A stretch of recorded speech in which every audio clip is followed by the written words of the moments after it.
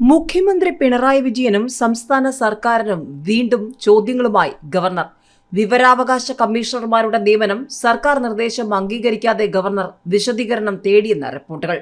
വിവരാവകാശ കമ്മീഷണർമാരുടെ നിയമനത്തിൽ സർക്കാരിന്റെ നിർദ്ദേശം അംഗീകരിക്കാതെ ഗവർണർ ആരിഫ് മുഹമ്മദ് ഖാൻ 3 കമ്മീഷണർമാരുടെ നിയമനത്തിലാണ് ഗവർണർ കൂടുതൽ വിശദീകരണം തേടിയത്.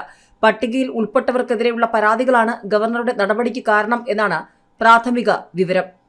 മുഖ്യമന്ത്രിയും നിയമമന്ത്രിയും പ്രതിപക്ഷ നേതാവും ഉൾപ്പെട്ട സമിതിയാണ് ഈ പേരുകൾ ശുപാർശ ചെയ്തത്. ഇതിന്റെ അടിസ്ഥാനത്തിൽ ഗവർണറുടെ മുന്നിലേക്ക് എത്തിയ 3 പേരിൽ ടി.കെ. രാമകൃഷ്ണൻ, എം. ശ്രീകുമാർ എന്നിവർ അധ്യാപക രംഗത്ത് നിന്നുള്ളവരും ഒരാൾ മാധ്യമ രംഗത്തു നിന്നുമുള്ള സോണിച്ചൻ പി. ജോസഫുമാണ്. ഇവരുടെ ലിസ്റ്റ് ഗവർണർക്ക് മുന്നിൽ എത്തിയതു മുതൽ ലിസ്റ്റിൽ ഉൾപ്പെട്ടവരെപ്പറ്റി സാമ്പത്തിക ക്രമക്കേടുകളടക്കം നിരവധി പരാതികളാണ് ഗവർണർക്ക് ലഭിച്ചത്. മാത്രമല്ല, സുപ്രീംകോടതി മാനദണ്ഡങ്ങൾക്ക് വിരുദ്ധമായാണ് ഈ 3 പേരെയും സർക്കാർ പട്ടികയിൽ ഉൾപ്പെടുത്തിയത് എന്ന പരാതിയും ഗവർണർക്ക് ലഭിച്ചിരുന്നു. 52 പേരുടെ ഷോർട്ട് ലിസ്റ്റിൽ നിന്നാണ് ഈ 3 പേരെ തെരഞ്ഞെടുത്തതെന്നും ഈ തെരഞ്ഞെടുപ്പിൽ മാനദണ്ഡങ്ങളുടെ ലംഘനങ്ങൾ ഉണ്ടായിട്ടുണ്ടെന്നും കാണിച്ചാണ് ഗവർണർക്ക് ലഭിച്ച പരാതി.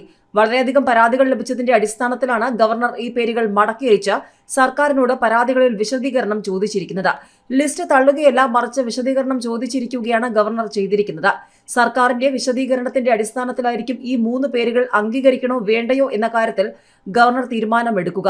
മുഖ്യ വിവരാവകാശ കമ്മീഷണറായി ബി. ഹരിനായരെ നിയമിച്ചുകൊണ്ടുള്ള സംസ്ഥാന സർക്കാരിന്റെ ശുപാർശ കഴിഞ്ഞ ദിവസം ഗവർണർ അംഗീകരിച്ചിരുന്നു.